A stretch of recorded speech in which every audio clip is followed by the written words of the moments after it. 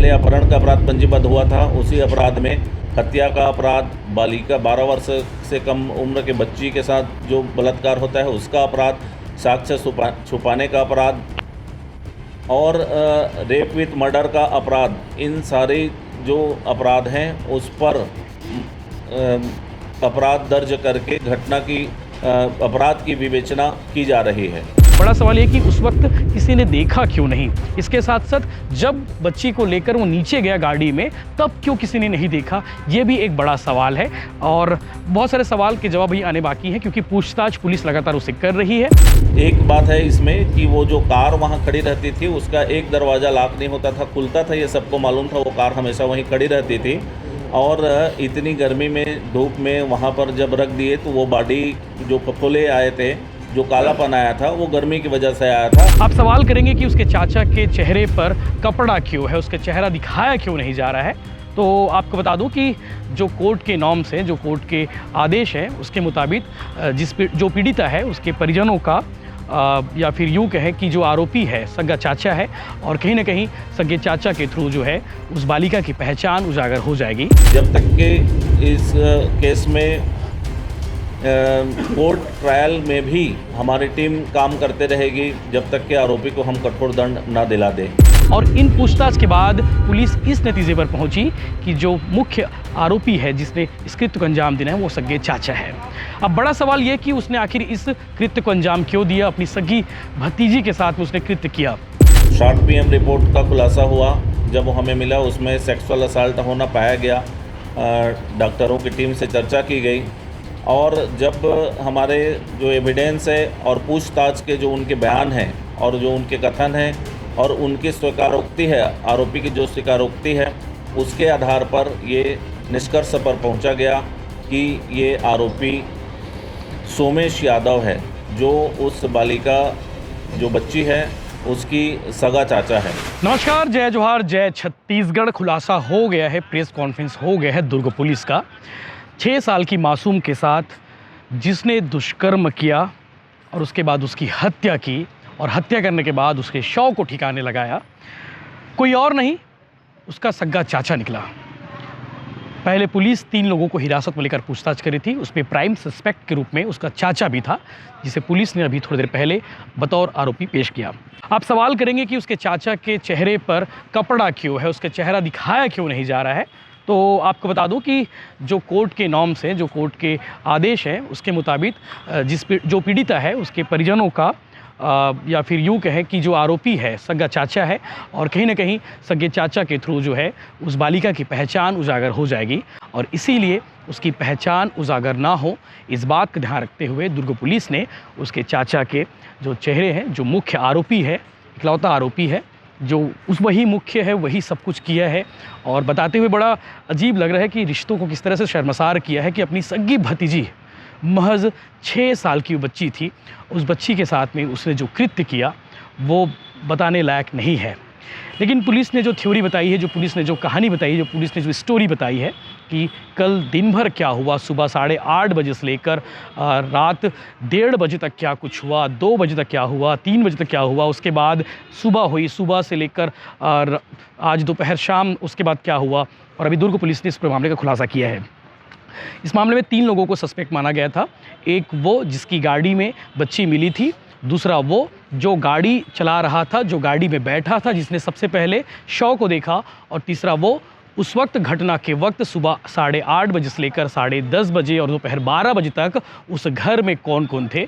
तो उसमें तीसरे नंबर पर उसका चाचा था, जो सगा चाचा उस घर पे था। इन तीनों को प्राइम सस्पेक्ट के रूप में रखा गया, पूछताछ की गई। पुलिस के अपने तरीके होते हैं पूछताछ करने के, इसके अलावा साइंटिफिक एक तरीका भी होता है, उससे भी पूछताछ की गई।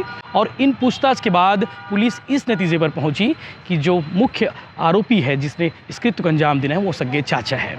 अब बड़ा सवाल ये कि उसने आखिर इस कृत्य को अंजाम क्यों दिया, अपनी सगी भतीजी के साथ में उसने कृत्य किया। तो सुबह 8:30 बजे के आसपास वो अपने घर से बच्ची निकलती है, ठीक बगल में उसके दादा दादी का घर है। और उस दिन नौकन्या पूजा होना था, नौकन्या भोज भी होना था। तो बच्ची तैयार होके अपने घर से निकलती है, अपने दादा दादी के घर जाती है सुबह 8 साढ़े 8 बजे के आसपास। उसके बाद ये कहा जाता है कि अभी नौकन्या भोज में टाइम है, दोपहर में 12 बजे के आसपास बुलाया जाएगा। बच्ची उसी घर में रह जाती है और उसके बाद वो बच्ची उस घर से, अपने दादा दादी के घर से अपने माँ पापा के घर यानी कि नहीं जा पाती है। 10 बजे तक ढूंढा जाता है, पता नहीं चल पाता है। उसके बाद दोपहर 12 बजे 1 बजे के आसपास पुलिस की टीम भी इन्वॉल्व होती है, पुलिस थाना आते हैं, पुलिस थाना के बाद पुलिस की टीम वहाँ पहुँचती है। अब सोचिएगा, जो आरोपी है इस मामले में सोमेश यादव, पुलिस ने जिसका नाम बताया है, हमने पूछा कि उसका नाम को लेकर, तो पुलिस ने बताया कि वो सोमेश यादव जिसका नाम है आरोपी, उसने इस कृत्य को अंजाम दिया है। सोमेश यादव भी उस बच्ची को ढूंढने का नाटक करता रहा है।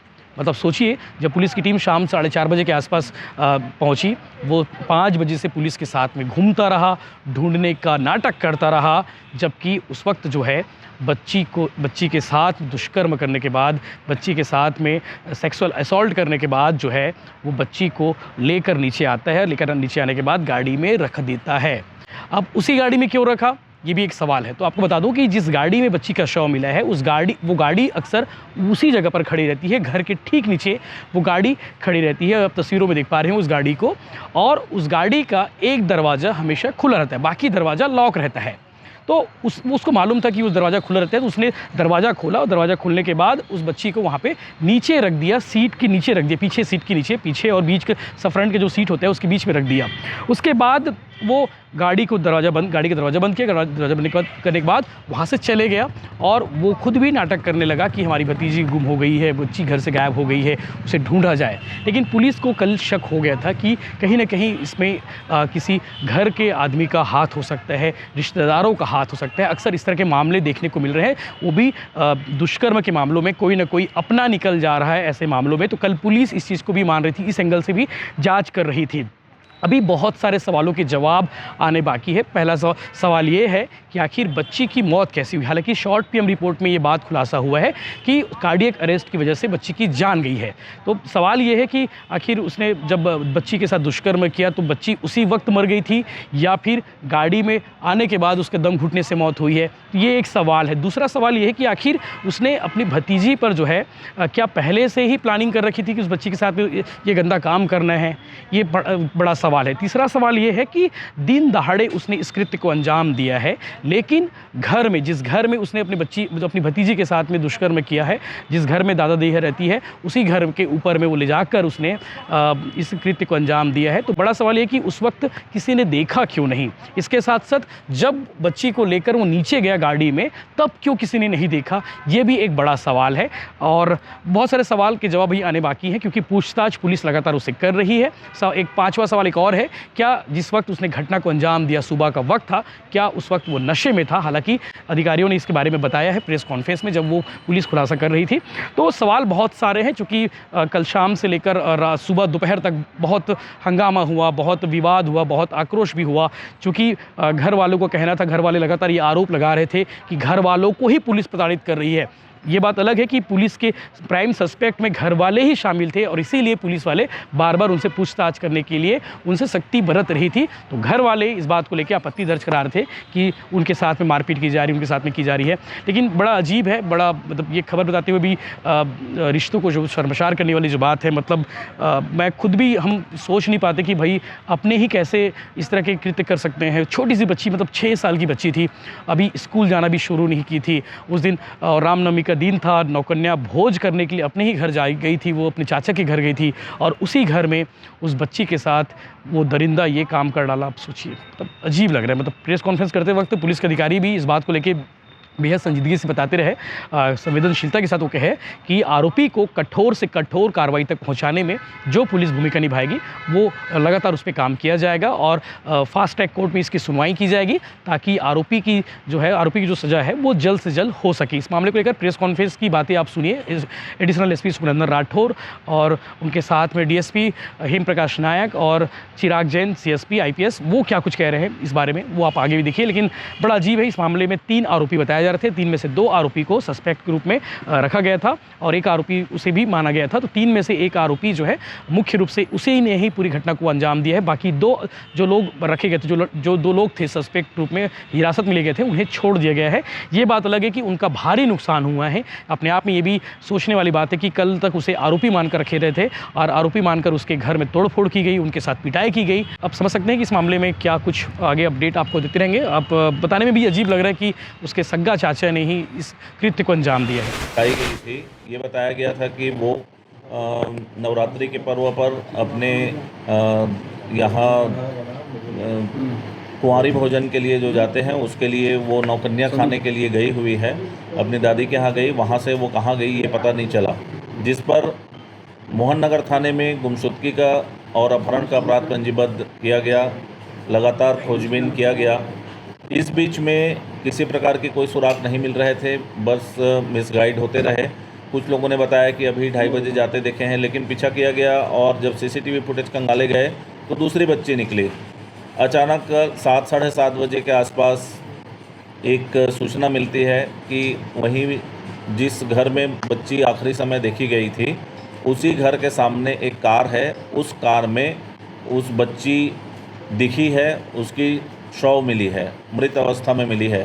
सूचना का तस्दीक किया गया, सच में उस कार से बच्ची की डेड बॉडी रिकवर किया गया, उसको हॉस्पिटलाइज किया गया। और इस बीच टेक्निकल एंड के आधार पर और अपने मुखबिर सूत्रों के आधार पर एसीसीयू की टीम और मोहन नगर दुर्ग की टीम लगातार उसमें काम की, मेहनत की। कल जो प्राइमरी साक्ष्य मिल रहे थे, जो गाड़ी जिस गाड़ी से उसका डेड बॉडी मिला, उसके ड्राइवर को, जो गाड़ी मालिक है उसको, ऐसे 3 लोगों को कल कुल 5 लोगों को सस्पेक्ट के तौर पे उठाया गया था, लेकिन प्राइमरी सस्पेक्ट में हमारे 3 लोग आए। टेक्निकल एंड और फिजिकल एविडेंस के आधार पर आज जब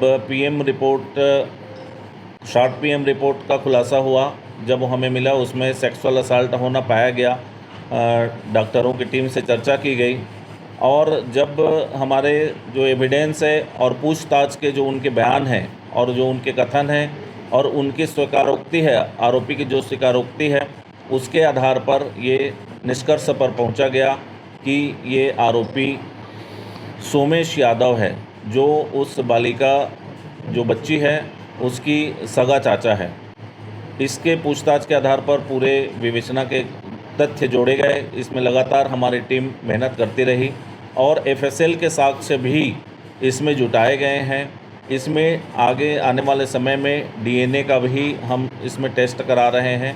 आगे और भी जो फिजिकल एविडेंस, भौतिक साक्ष्य है, वो संग्रहित किए जाएंगे और कठोर से कठोर दंड तक पहुँचे। इसमें हम ये भी कोशिश कर रहे हैं कि ट्रायल इसका फास्ट हो, रेपिड क्या बोलते हैं, फास्ट ट्रैक कोर्ट में रेपिड ट्रायल हो, इसका 6 महीने में इसका ट्रायल हो जाए और आरोपी को सज़ा मिल सके।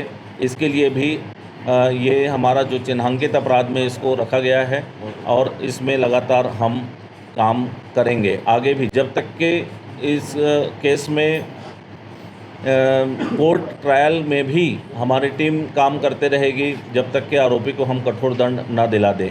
अभी इस अपराध में पहले अपहरण का अपराध पंजीबद्ध हुआ था, उसी अपराध में हत्या का अपराध, बालिका 12 वर्ष से कम उम्र के बच्ची के साथ जो बलात्कार होता है उसका अपराध, साक्ष्य छुपाने का अपराध और रेप विथ मर्डर का अपराध, इन सारे जो अपराध हैं उस पर अपराध दर्ज करके घटना की अपराध की विवेचना की जा रही है। सर, 3 आरोपी का रिलेशन क्या था मृतका से? 3 आरोपी नहीं थे, 3 संदेही थे और तीनों संदेहियों को अलग अलग टेस्ट जो हमारा होता है वो हमने किया है। इसमें स्पष्ट रूप से एक आरोपी चिन्हांकित हुआ है, उसने घटना की स्वीकारोक्ति की है, उसके जो फिजिकल एविडेंस है, उसके जो साक्ष्य हैं वो प्रमाणित हैं। इस आधार पर आज आरोपी को रिमांड में लिया जा रहा है। ऐसा क्यों किया और कहां ले गया?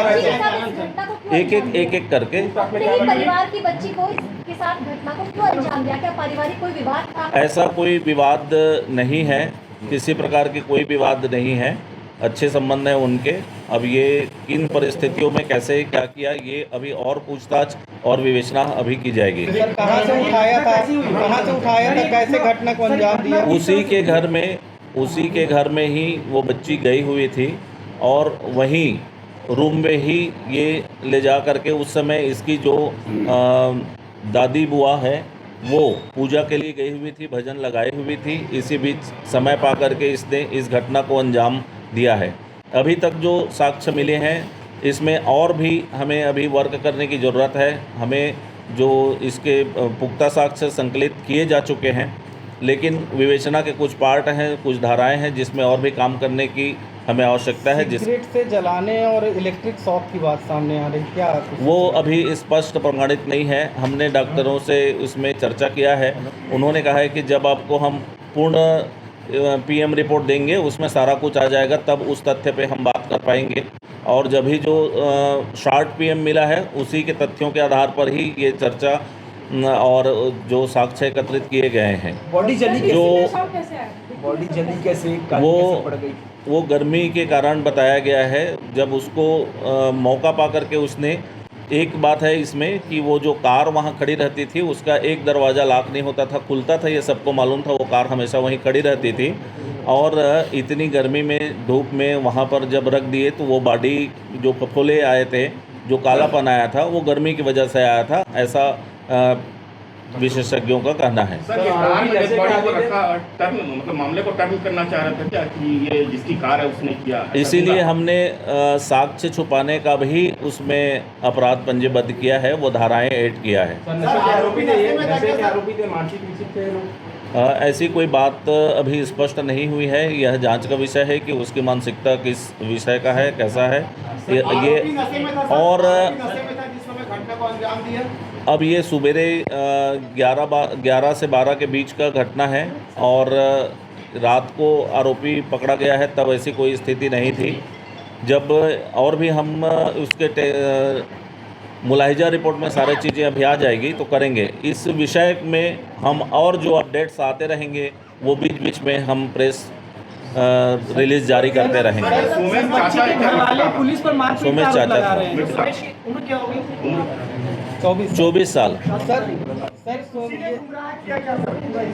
उसी ने गुमराह किया, लगातार घुमाते रहा, नहीं किया।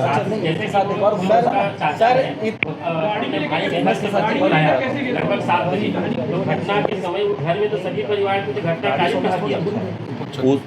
ऊपर छत में है और उसकी जो दादी बुआ है, बुआ दादी, उसने भी स्पष्ट बताया कि ये इस बीच में मैं पूजा करने के लिए चली गई थी और भजन लगा दी थी, इस वजह से वो भी उस टाइम को मिस कर रही है, आधा घंटे को इस टाइम पे हुआ है। संभवतः इतने संदेही उठाए हैं, क्या घर वाले उसको नहीं देखे, आधे घंटे तक उसने इसी अलग अलग अभी और भी बयान लिए जाने हैं, लोगों के भी, घर वालों के भी बयान लिए जाने हैं। इसीलिए आज हमने 4-5 लोगों को भी उठाया था। अभी चूंकि घर में कमी है तो अभी हम लोगों ने उनको वापस छोड़ दिया है। अभी और भी बयान आएंगे, जो भी तथ्य रहेंगे आपके सामने आ जाएंगे।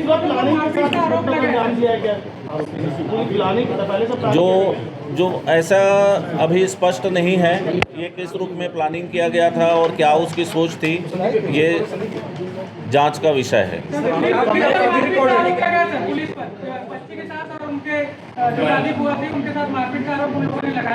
ऐसा बिल्कुल नहीं है, कोई मारपीट नहीं की गई है।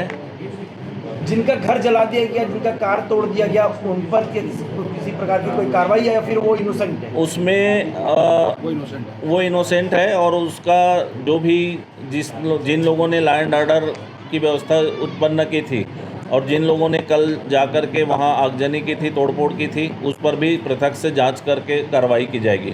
सर जो आरोपी है पुराना कोई रिकॉर्ड है सर उसका? अभी कोई पुराना रिकॉर्ड नहीं मिला। सर इस आरोपी के साथ में ले आए उसको, ये तो फिर चलता रहेगा ना। अब नो क्वेश्चन प्लीज। एक सवाल सर, क्या इस आरोपी के साथ में सर कोई और भी शामिल है जो नहीं, अभी या फिर अकेले आरोपी है। बच्चे को उठा करके उसने जा करके कार में रख दिया था और कोई अन्य आरोपी नहीं है। सर आरोपी रहता